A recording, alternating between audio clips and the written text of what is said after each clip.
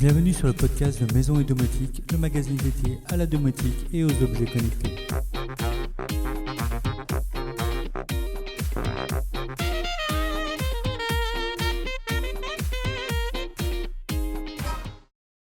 Bienvenue sur cette nouvelle émission de Maison et Domotique, cette fois spécialement dédiée au CES 2025. Il s'agit en fait d'une intervention que j'ai eu l'occasion de faire lors d'un webinaire organisé par Ignes et la SBA, où nous étions plusieurs intervenants, d'où parfois le fait que je puisse rebondir sur les propos de Pierre. Pour ceux qui souhaitent révisionner le webinaire en entier, je vous mets l'adresse en description. Revenons-en au sujet du jour. Avec une participation de plus de 141 000 visiteurs, soit une augmentation de 5% par rapport à l'édition 2024, le CES 2025 a encore une fois confirmé son statut d'événement technologique majeur.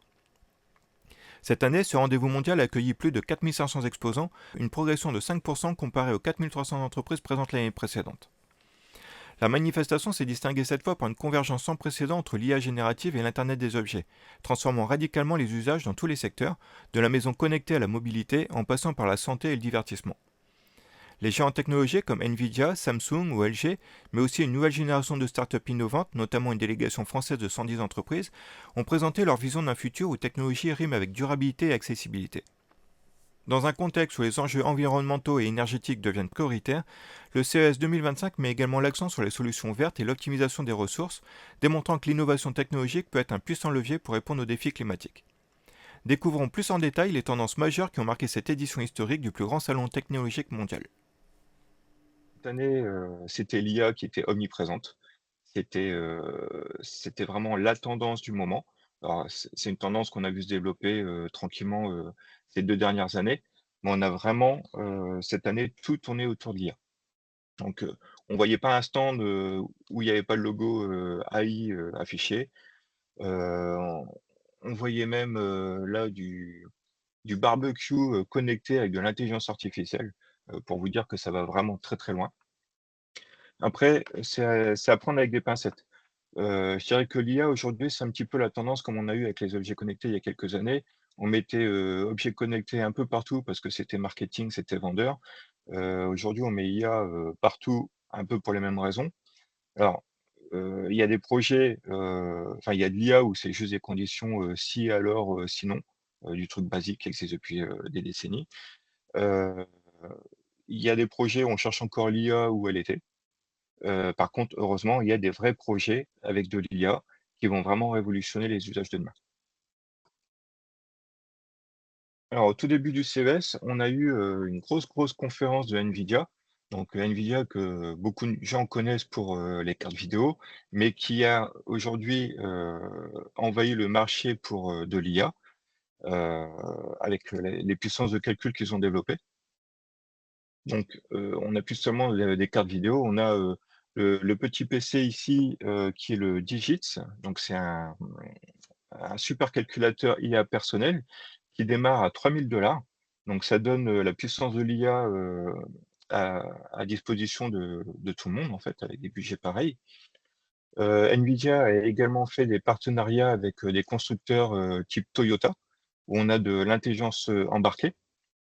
Parce que NVIDIA aujourd'hui, se place sur 3 secteurs de l'IA. On a tout ce qui est IA perceptive, donc reconnaît les images, les mots, les sons. Donc ça, c'est quelque chose maintenant, avec lequel on est habitué. On a l'IA générative, c'est-à-dire la création de contenu, donc typiquement du ChatGPT. Et aujourd'hui, on a l'IA physique, donc c'est-à-dire on commence à avoir des actions dans le monde réel. Et là, de l'IA dans les véhicules, en fait, le véhicule devient capable, d'analyser son environnement, les dangers, anticiper, des trajectoires et cetera. Et voilà, c'est vraiment l'IA pour le véhicule autonome, de demain. Donc on va passer rapidement dans l'IA dans la maison connectée, qui nous intéresse plus particulièrement. Alors, on retrouve de l'IA dans tout ce qui est électroménager. Samsung, le représente très bien. On a de l'IA, jusque dans le frigo. Donc on a de l'AI Vision, 2.0 qui vient de sortir, par exemple, où à l'aide d'une caméra, le frigo est capable d'analyser les aliments qu'il contient et même, donner des alertes si les aliments commencent à être périssables. Miel a sorti un four dans lequel, on met son plat, le plat est reconnu automatiquement et il va ajuster la cuisson. C'est-à-dire, vous mettez une pizza, le four reconnaît que c'est une pizza et il va se programmer automatiquement. On a de l'IA dans les télés. Donc, comme le disait Pierre tout à l'heure, pour du upscaling de qualité. On a aussi, chacun une perception différente de l'image et du son. Donc en fait, LG, par exemple, a sorti un modèle de télé, qui nous pose, des questions sur, il va nous proposer 4 images différentes, nous demander quelle image on préfère, nous faire écouter différents sons et nous demander quel son on préfère et en fait, créer un profil, adapté à chaque utilisateur avec, le type d'image et le type de son qui est le plus adapté à chaque utilisateur. Alors bien sûr, l'IA n'est pas seulement dans l'électroménager. L'IA aujourd'hui est dans des systèmes, domotiques plus globaux. Donc, Samsung, avec SmartThings par exemple, a intégré l'IA dans tous les domaines. Samsung utilise, l'ambient sensing. Donc c'est une technologie qui comprend, l'environnement de l'utilisateur en analysant les mouvements et les sons ambiants. Donc, grâce à ça, le système est capable de prendre des décisions et nous faire des propositions pour, optimiser, l'habitat. Donc, SmartThings est encore assez peu développé, en France, mais c'est un système qui est très développé, notamment aux États-Unis, parce qu'il est compatible pas seulement avec des produits Samsung, mais avec un écosystème gigantesque de plein de marques. Et donc d'ailleurs, parmi ces marques, on retrouve Aqara. Alors Aqara, il y a une dizaine d'années, c'était, du petit périphérique, pas cher qu'on a acheté sur AliExpress, c'était vraiment de la chinoiserie. Aujourd'hui, Aqara a un stand immense, sur le CES. C'est une marque qui est mise en avant dans les conférences de Samsung, par exemple. Donc, c'est pour dire que, Aqara a atteint vraiment une certaine maturité. Ils proposent des périphériques, enfin un large écosystème de périphériques pour tous les besoins. Un exemple, on a un périphérique qui fait, de la détection de présence, via des micro-ondes. Alors on fait plus de la détection de mouvement. La détection de mouvement, quand on bouge plus, bon, bah, ça détecte plus de mouvement et du coup, ça fausse les résultats. Là, c'est vraiment de la détection de présence. On peut être immobile, on peut être en train de dormir. Le système sait que quelqu'un est présent dans la pièce. Il est capable de détecter plusieurs personnes à la fois, leur situation exacte dans la pièce. Le système est tellement précis qu'il est capable de suivre, par exemple, le rythme cardiaque d'une personne qui est en train de dormir, son sa respiration, et cetera. Donc c'est un capteur aujourd'hui qui coûte, dans les 80 €, qui peut suivre donc, la respiration, le rythme cardiaque, le mouvement, enfin la présence dans une pièce, détecter des chutes. Il est capable de faire, du comptage, de personnes, donc typiquement pour les commerces. Donc on arrive à des capteurs qui sont, très performants et à des prix vraiment très abordables. Mais Aqara ici nous intéresse particulièrement parce qu'ils ont intégré également de l'IA dans leur système. Donc ils avaient commencé à le présenter au CES, l'année dernière. Aujourd'hui, on a vraiment une solution aboutie. Alors, l'IA dans un système domotique, là, on a eu une présentation de Aqara, ça va permettre, par exemple, de créer automatiquement des scénarios. Aujourd'hui, un système domotique, c'est abordable, c'est relativement facile à mettre en place, mais l'usager bute encore sur la mise en place des automatismes. Et les automatismes, c'est vraiment le but de la domotique. Aujourd'hui, l'intelligence d'Aqara, vous allez lui dire, «Je veux ouvrir mes volets tous les matins au lever du soleil, sauf le week-end». L'intelligence artificielle va comprendre, notre besoin et va créer le scénario pour nous. Donc, l'intelligence artificielle est capable également d'analyser tout ce qui est donné. Aujourd'hui, on récolte des données, notamment de température, de consommation d'énergie, et cetera. Le système est capable d'analyser toutes ces données et de nous faire des propositions d'amélioration pour optimiser le logement. Donc c'est quelque chose qu'on retrouve également chez EcoFlow. Alors EcoFlow qui était à la base connu, surtout pour, faire des batteries nomades pour les camping-cars, ce genre de choses, qui s'intègre de plus en plus aujourd'hui dans le bâtiment résidentiel, en proposant des systèmes de batteries, résidentiels couplés à des panneaux solaires. EcoFlow vient de lancer son intelligence artificielle baptisée Oasis, qui est vraiment spécialisée sur, tout ce qui est gestion énergétique. Donc optimiser aussi bien la production que la consommation d'énergie. D'une simple phrase, il est capable de nous sortir un reporting, sur notre consommation électrique, mais également de nous faire des propositions d'amélioration. Donc on a une petite vidéo qui illustre bien ça. Yes? Voilà. Là, on vient de demander, générer Please un wait, un I'm rapport loading the energy énergétique. report for you. Total usage 858.27 kilowatt hours. Increased by 23%. Grid costs fell by 12%. Saved increased by 28%. The top 5 days for electricity consumption. Highest electricity usage totaled 208.18 kilowatt hours over 5 days. with 84% from solar energy and 16% from the grid, saving you $89.18. The top 5 Ici, electrical l'IA donc, appliances nous in a fait terms of un reporting electricity sur notre consumption. consommation d'énergie, notre production, etc. Suite à cette Through analyse, il nous smart fait des scheduling, propositions your electricity d'amélioration et des costs have been scénarios à mettre en significantly place. Et reduced. à la fin, il suffit de cliquer sur oui si on veut le I've mettre en got place, energy saving sachant plan que, for you. comme on l'a vu, l'IA nous a même fait une simulation des Execute économies this plan. Can d'énergie save et energy des économies 20%. financières qu'on pourrait Save réaliser. money $102. Donc là, on atteint quand These même are des all the choses results très I intéressantes prepared dans for ce domaine. you. Execute this plan. Got it. Sur le CES, on pouvait également retrouver l'IA pour gérer l'éclairage. Alors, c'est un petit peu plus surprenant. Mais en fait, on a ici, alors on retrouve chez Govee ou chez Light par exemple, donc ce qu'on appelle des rideaux de LED. Et en fait, à l'application, donc il y a une IA intégrée. On peut lui demander, par exemple, ici sur l'illustration, je veux une tête de mort avec des os en rouge, par exemple. L'IA va nous générer une image et la projeter directement sur les rubans de LED. Alors, l'utilité est un peu anecdotique, mais on pense notamment pour des vitrines de magasins. Il pourrait très bien avoir ce type de ruban LED en vitrine et régulièrement changer les présentations, les animations, simplement en demandant à l'IA de générer des nouvelles images. Alors, c'est quelque chose qui va très loin parce que c'est une techno qu'on a retrouvée aussi sur des sacs à dos. Les sacs à dos avec un écran LED au dos. On demande à l'application, donc à l'IA, dans l'application mobile, bah, je veux une image de Spider-Man, par exemple, et hop, notre sac à dos, il est rebrandé avec une belle image de Spider-Man. Voilà, c'est le genre d'utilisation qu'on peut avoir. Ensuite, on retrouve l'IA dans la santé. Alors, dans ce domaine-là, on avait notamment le français WeThings qui était là avec son projet Omnia. Alors, pour l'instant, c'est encore au stade de prototype. Ça se présente sous forme d'un miroir taille humaine qui est blindé de capteurs. Donc, ça va analyser le rythme cardiaque, la respiration, la masse graisseuse, le poids, la tension artérielle, enfin, tout un tas de choses. Et l'IA va analyser toutes ces données pour nous faire un compte-rendu sur notre état de santé et nous faire des propositions d'amélioration, que ce soit sur le régime alimentaire, sur la pratique de sport, etc. Donc, ce miroir permet également de faire de la téléconsultation, en sachant que WeThings existe depuis maintenant pas mal d'années dans le secteur médical. Ils ont tous les agréments médicaux à chaque fois qu'ils sortent des nouveaux appareils. Donc, on peut très bien faire une téléconsultation avec les relevés de tous nos indicateurs de santé qui sont transmis aux médecins pour faire des diagnostics à distance.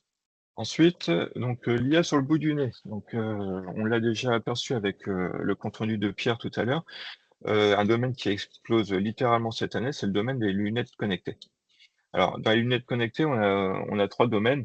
On a des lunettes, enfin, que j'appelle un petit peu de loisir. En fait, c'est des lunettes qui ont un écran, enfin, qui ont 2 écrans intégrés, qui font un petit peu comme les lunettes, enfin, comme les casques de réalité virtuelle. En fait, avec ces lunettes-là sur le nez, on va rien faire d'autre, on va juste voir que les écrans. Alors, ça permet de regarder un film n'importe où en stimulant un écran géant de cinéma. Donc, que ce soit chez soi ou dans le train, on peut regarder un film tranquillement. Une utilisation que je trouve plus intéressante, c'est simuler l'affichage de 2 voire 3 écrans d'ordinateur. C'est-à-dire, dans le train, par exemple, plutôt que de travailler sur son petit écran d'ordinateur portable, on peut travailler sur un environnement virtuel avec 2 ou 3 écrans et on travaille dans des conditions beaucoup plus confortables. Ensuite, on a des lunettes enfin, qui ont été conçues à la base pour tout ce qui est créateur de contenu. Donc, c'est des lunettes qui ont caméra intégrée, micro, haut-parleur. Donc, on a notamment les modèles Ray-Ban de chez Meta. Donc là, on peut prendre des vidéos en live, des photos, les partager sur les réseaux sociaux, discuter en live avec un correspondant via WhatsApp, par exemple, tout en faisant en sorte que notre correspondant voit bah, ce que nous, on est en train de regarder. Donc, c'est plutôt sympa. Et ensuite, on a tout ce qui est lunettes avec réalité augmentée. Donc là, en fait, on n'a plus d'écran. On a une partie du verre qui est polarisée et on a un mini vidéoprojecteur sur le côté de la lunette. Et en fait, ce projecteur va projeter des informations sur le carreau de la lunette que personne ne voit. Les personnes qui sont en face de nous ne voient pas les informations. Par contre, nous, on va avoir des informations en surimpression de la réalité. Donc, ça peut être des indications, une direction à suivre, ça peut être une notification, ça peut être une traduction en live. Moi, j'ai eu l'occasion, justement de tester ces lunettes sur le CES. J'ai échangé avec, une personne qui me parlait en chinois et j'avais une traduction en temps réel en français dans le carreau de ma lunette et ça, c'est quelque chose qui va permettre de supprimer un petit peu la barrière des langues, qui devient vraiment très intéressant. Alors, j'ai une petite vidéo d'ailleurs sur les usages qui est vraiment très intéressante.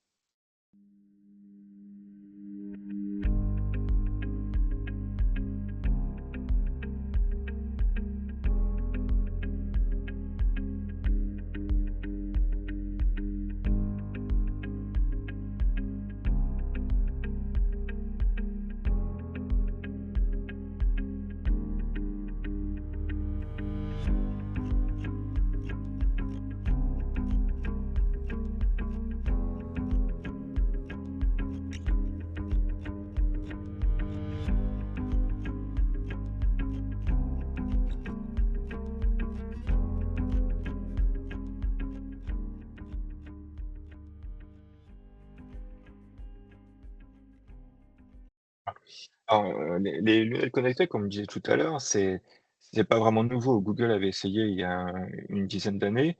Par contre, voilà, esthétiquement, c'était pas terrible, on ressemblait un peu à un cyborg, ça coûtait, plus de 1 000 $. La techno était pas encore super aboutie.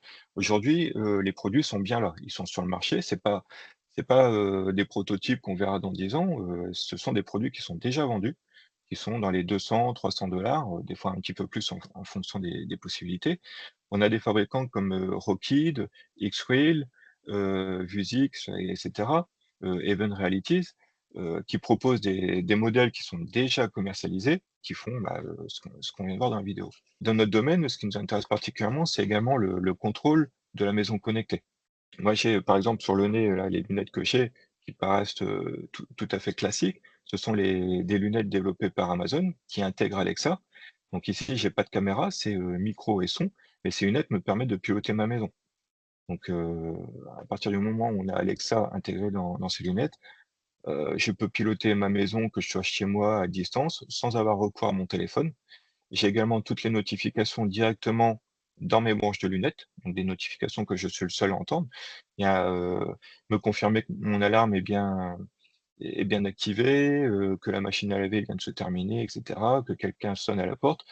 J'ai toutes les notifications sans déranger, les personnes autour de moi. Donc, ça dans le domaine de la maison connectée, je trouve ça vraiment intéressant, surtout quand on est déjà porteur de lunettes. Ça change pas nos habitudes de vie. Par contre, on a l'impression d'avoir, un assistant avec soi tout le temps. Sachant que, voilà, là, on parle d'Alexa, mais les lunettes, Amazon ont également de l'intelligence artificielle qui arrive, donc enfin, qui arrive en France, qui est déjà disponible aux États-Unis. On a d'autres, systèmes qui intègrent aussi de l'IA, donc on peut demander tout et n'importe quoi à l'IA. On a vraiment un assistant avec nous. Ensuite, dans le même genre, on a, tout ce qui est bagues connectées. Alors les bagues connectées, c'est pareil, on en voit depuis des années. Il y a un gros boom cette année. En fait, c'était sorti, il y a quelques années, les bagues étaient assez volumineuses, c'était très cher, les fonctions étaient limitées. Là, on arrive à une démocratisation des bagues connectées. Donc on a des bagues qui sont minuscules, hein, j'en ai une ici, c'est pas plus gros qu'une bague classique. Prix ont nettement baissé, le modèle que je viens de vous montrer, c'est un modèle qui coûte 20 $. Donc, pareil, on en a tous les tarifs de 20 à 300-400 $ en fonction des fabricants et des possibilités. Alors, les bagues connectées ont surtout des fonctionnalités de suivi de santé aujourd'hui. Donc ça va remplacer en fait, les bracelets sportifs, les montres connectées. Ça va suivre, l'activité sportive, le nombre de pas, le sommeil, le rythme cardiaque, le taux d'oxygène, avec une autonomie qui reste assez satisfaisante puisqu'on tient facilement une semaine quand une montre connectée a du mal à tenir, 2 jours, donc par rapport au nombre de data que ça remonte, que ça suit, c'est plutôt pas mal. C'est également toujours dans la santé, ça peut faire des prévisions, nous prévenir attention par rapport au rythme cardiaque et cetera, peut-être un risque de maladie et cetera. On l'avait vu pendant le covid, ce type d'appareil était capable de détecter si on était touché par le covid par rapport au taux d'oxygène dans le sang, à notre température, au rythme cardiaque et cetera. Donc, au niveau des analyses, on peut aller assez loin, surtout qu'aujourd'hui, bah, encore, une fois, on retrouve de l'IA. Donc, c'est pas juste des bacs connectés qui font des relevés d'informations, on a aussi une IA qui est capable d'interpréter les données, et c'est bien là la partie la plus intéressante. Ensuite, les bacs connectés ont aussi un rôle dans la maison connectée. Aujourd'hui, donc, on peut payer sans contact avec sa bague, mais on peut également déverrouiller sa serrure connectée en rentrant chez soi. Donc, on n'a plus besoin de clé, on n'a plus besoin de sortir son téléphone. On a la bague au bout du doigt, on la passe devant la serrure, ça déverrouille sa porte. Donc, il y a vraiment des utilités assez sympas pour des périphériques qui deviennent abordables et qui sont pas intrusifs dans la vie de tous les jours. Ensuite, un autre domaine qui était très présent au CES, c'est tout ce qui est exosquelette. Alors, exosquelette, on en parle également depuis pas mal d'années. En fait, l'exosquelette, c'est un appareillage qu'on met sur le corps, sur les jambes, sur les bras, dans le dos, qui permet de décupler la force humaine. Par exemple, là, enfin, le modèle qu'on voit, le A2, donc c'est un modèle qui permet de porter jusqu'à 36 kilos, mais en fait, nous, en tant qu'être humain, on a l'impression de porter seulement 4 à 5 kilos. Donc, dans tous les environnements, professionnels, ben, on pense notamment à la logistique, dans le bâtiment et cetera. Ça permet de porter des charges lourdes, sans peiner et sans impact sur la santé. Aujourd'hui, on a aussi des modèles qui permettent enfin, qui sont adaptés pour le milieu médical, pour, la réadaptation des personnes, qui ont subi, par exemple, un AVC, qui ont subi un problème de moelle épinière et cetera, qui ont des problèmes pour se déplacer. Donc ce système vient aider également. Alors là aussi, on a aussi de l'IA. Donc c'est pas juste, une motorisation qui vient amplifier les mouvements, de l'être humain. On a de l'IA qui vient déterminer, l'équilibre, qui vient déterminer la puissance à mettre, enfin tout un tas de paramètres et qui aident vraiment les personnes, à se déplacer. Alors on n'en est pas encore tout à fait à faire marcher des des personnes handicapées, mais des personnes un peu à mobilité réduite qui ont des difficultés pour se déplacer. Enfin, il y avait des exemples qui étaient donnés sur des seniors, par exemple. Avec ce type d'appareil, ils arrivent à se déplacer normalement. Tout ça nous amène petit à petit à ce que j'appelle l'humain augmenté. Donc, on a l'être humain avec ses capacités qu'on connaît, qui peuvent être parfois limitées en fonction de la maladie ou de plein d'éléments. Mais aujourd'hui, ben, entre les lunettes connectées, les bagues connectées, des exosquelettes, etc., on décuple les capacités, du corps humain, sans entrer encore dans des choses futuristes ou avec des implants, électroniques et cetera. On n'en est pas encore à ce niveau-là. Mais on peut faire, grâce à quelques ajouts, augmenter les possibilités de l'être humain. Donc j'enchaîne sur, la robotique, alors cette fois la robotique domestique. Donc un domaine qu'on connaît depuis, très longtemps, via les robots aspirateurs, les robots tondeuses et cetera. Donc c'est un domaine qui s'est, beaucoup amélioré aussi. Alors on a Roborock qui a fait le buzz avec son Saro, Z7 de mémoire. Alors c'est un robot aspirateur qui a un bras motorisé. En fait, on a un bras, qui sort du robot, avec, une pince au bout qui est capable de ramasser alors dans la démonstration, il ramasse, les chaussettes, une serviette qui traîne, des choses comme ça. Donc, plutôt que le robot ne va plus être gêné par une chaussette, et s'en mêler dedans, par exemple, il va le ramasser, il est capable d'aller le mettre, à un endroit qu'on lui aurait indiqué. Alors techniquement, c'est assez impressionnant. À l'usage, c'est peut-être un peu plus limité parce on n'a pas tous des chaussettes, des choses qui traînent chez soi, donc l'intérêt l'intérêt à se limiter. Mais techniquement, ça nous montre des nouvelles choses. C'est-à-dire, c'est plus le robot aspirateur qui se contente de passer aspirateur, c'est le robot qui commence à, interagir avec son environnement. Donc, c'est là-dessus que ça devient intéressant. Et on a, donc, Roborock. Lui a sorti, un même modèle, alors qui est encore au stade de prototype, mais voilà, il suit très près, Roborock. Par contre, on a un autre fabricant qui était beaucoup plus intéressant, c'est Switchbot. Switchbot, alors comme on le voit sur l'image, c'est, un robot en fait qui vient se placer sous une plateforme qui peut recevoir différents appareils. Donc ici sur la photo, on voit un purificateur d'air et une caméra. Donc en fait, le robot peut très bien se promener de pièce en pièce avec le purificateur d'air sur le dos pour aller nettoyer, l'air de toutes les pièces de la maison. La caméra va permettre de faire une surveillance, de son logement, quand on s'absente, par exemple. Alors on a d'autres usages, par exemple mettre une perche avec, une tablette pour faire de la téléprésence, par exemple lors de réunions et cetera. Alors, là, j'ai une vidéo aussi de Switchbot qui illustre un petit peu les différents usages qui sont très intéressants.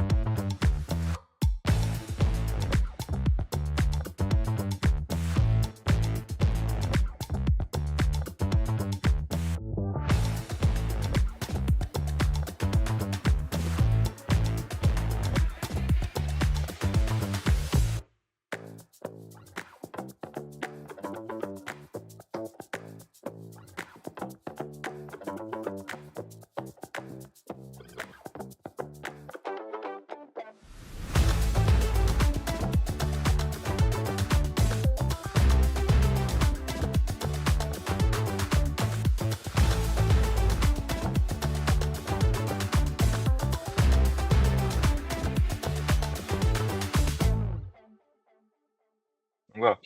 Donc on n'en est pas encore aux robots humanoïdes comme on a pu voir dans certains films de science-fiction, même si les prix ont fortement baissé, ce sont encore des investissements qui restent, assez excessifs. Là, on parle d'un robot qui va être disponible dans les 700 qui permet d'interagir avec son environnement, qui permet de faire beaucoup de choses.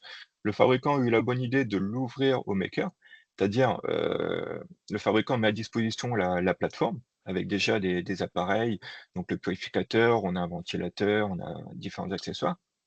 Mais les makers vont pouvoir développer des nouveaux accessoires, soit en robotique, soit en impression 3D et cetera. C'est ouvert aussi au développement, logiciel. Donc je pense que ce modèle, quand il va sortir, va donner lieu à énormément de développement, par, toute cette communauté de makers qui va être passionnée par ce domaine. Donc, voilà, on a des choses très intéressantes qui arrivent dans nos domiciles pour très bientôt puisque c'est pour, le 1er semestre 2025 et voilà, ce sont pas des robots qu'on verra dans 10 ans comme on avait l'habitude de voir jusqu'ici avec le CES. On continue avec les robots, cette fois que j'appelle les robots compagnons. On avait déjà vu ça l'année dernière avec, Samsung et son robot Bali, donc qui était une sorte de petit robot rond qui se promène à travers la maison, qui est capable d'interagir aussi avec la maison, de piloter le système domotique, nous projeter un film, sur un mur et cetera. Tous les gros fabricants s'y mettent. Là, on voit à gauche, le petit, donc ça, c'est du LG. À droite, c'est le Ami de chez, TCL. Donc, tous les gros fabricants se mettent à développer un peu leur robot compagnon.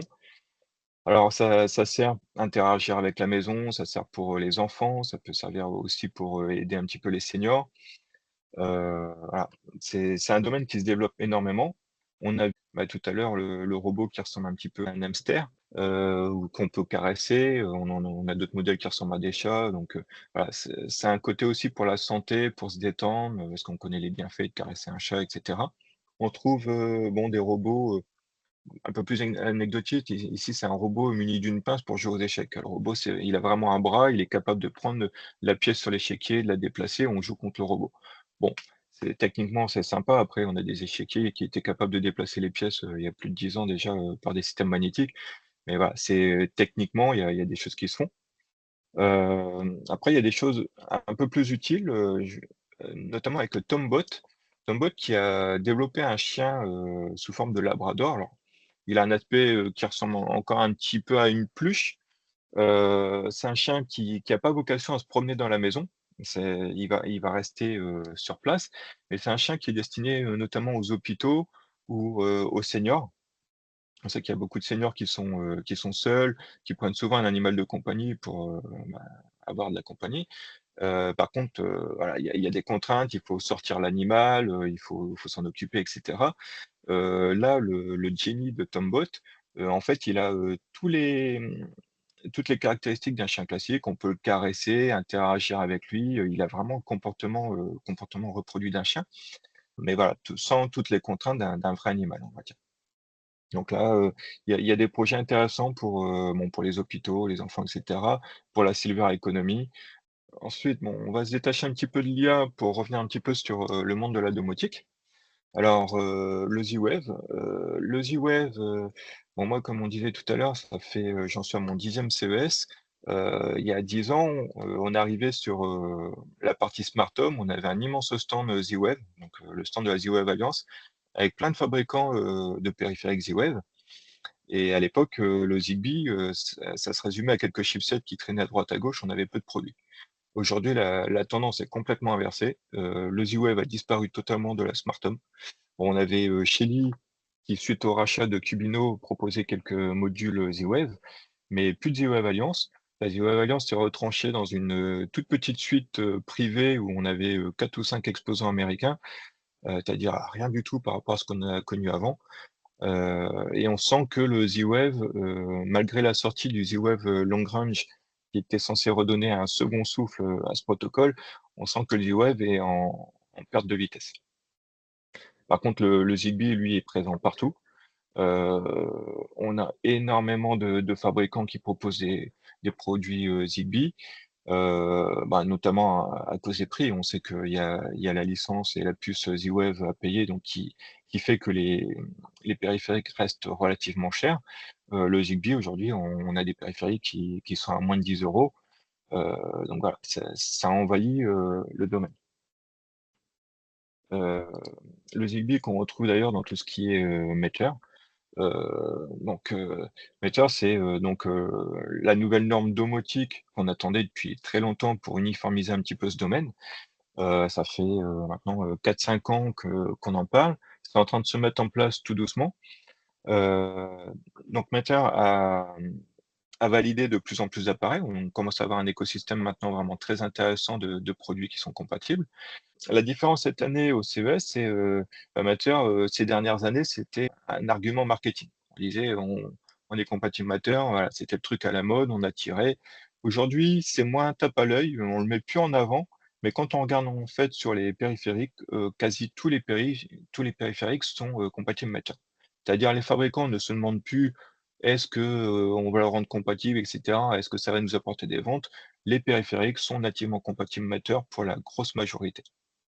Donc ce qui veut dire que c'est une norme qui fait plus trop de bruit, mais qui se démocratise et qui est en train de faire son bonhomme de chemin tranquillement et d'ici 1 an ou 2, je pense, on achètera un périphérique domotique qui sera Matter et on se posera plus la question de savoir si c'est compatible ou pas.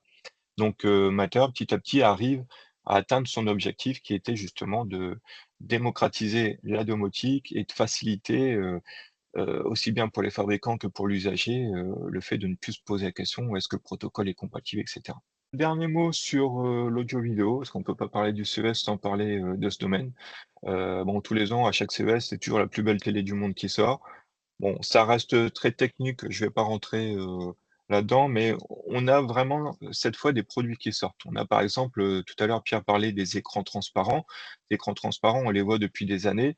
LG était très fort dans le domaine pour nous faire des démonstrations, voilà, des vrais spectacles comme on a vu dans sa vidéo tout à l'heure avec des écrans transparents. Aujourd'hui, c'est plus un prototype. Les écrans transparents, ils arrivent en vente. Alors certes, pour un public, très, très fortuné puisque on parle de 60 000 quand même pour, l'écran, 77 pouces, je crois de mémoire. Voilà, mais voilà, la techno est aboutie, elle est prête, elle arrive sur le marché. Après, il faut y trouver les usages, donc on a vu le cas des fenêtres, tout à l'heure. Ça va rester surtout pour l'instant dans un domaine, professionnel. On pense à des hôtels de luxe, des choses comme ça. Mais voilà, c'est une techno qui est là, qui est sur le marché et c'est plus seulement du rêve pour faire, l'effet waouh. Une autre annonce qui a été faite au CES qui a moins d'effet waouh parce qu'elle est quasi invisible, c'est l'arrivée du HDMI 2.2 qui passe à 96 gigas de débit. Alors vous voyez sur le petit graphique, on avait le HDMI 1.4 qui était à 10 gigas de débit, on arrive à 96 gigas, ce qui est assez énorme. Donc forcément, on a des nouveaux câbles et cetera qui vont arriver et cette nouvelle norme va permettre d'améliorer encore la qualité. Là, on parle même plus de 4K, on parle de 16K. Donc forcément, on n'a pas encore les télés, et cetera, qui répondent à cette techno, mais la techno HDMI, est arrivée. Maintenant, ça va être le développement des produits qui va se faire. Mais voilà, on est prêt pour l'avenir. Petit point aussi, c'est, alors là, c'est pas les télés, c'est les vidéoprojecteurs, à courte focale, c'est-à-dire le vidéoprojecteur qu'on met quasiment au pied du mur et qui nous fait un écran gigantesque. Voilà, c'est une techno qui existe depuis, quelques années aussi maintenant, qui était relativement chère. Là, on a par exemple, Yaber, donc une société chinoise qui a lancé un modèle à 900 €. Donc c'est du produit qui devient vraiment grand public. Voilà pour mon petit débrief du CES. En conclusion, bah, un peu comme Pierre, disait tout à l'heure, on a un CES beaucoup plus mature. Moi voilà, ça fait plus de 10 ans que je fais du CES. On avait de l'effet waouh, on a plein de choses qu'on voyait, on en prend plein les yeux, mais 10 ans après, il y a des produits qu'on a toujours pas sur le marché et qu'on verra jamais. Heu, cette année, on a un CES plus mature, avec des produits, qui sont plus là pour faire rêver, mais des produits qui répondent à un besoin et qui arrivent vraiment sur le marché. Si c'est pas cette année, l'année prochaine, mais voilà, on a maintenant du concret. Voilà, j'espère que ce petit débrief du CES 2025 vous aura intéressé et je vous donne rendez-vous pour la prochaine émission. Bye.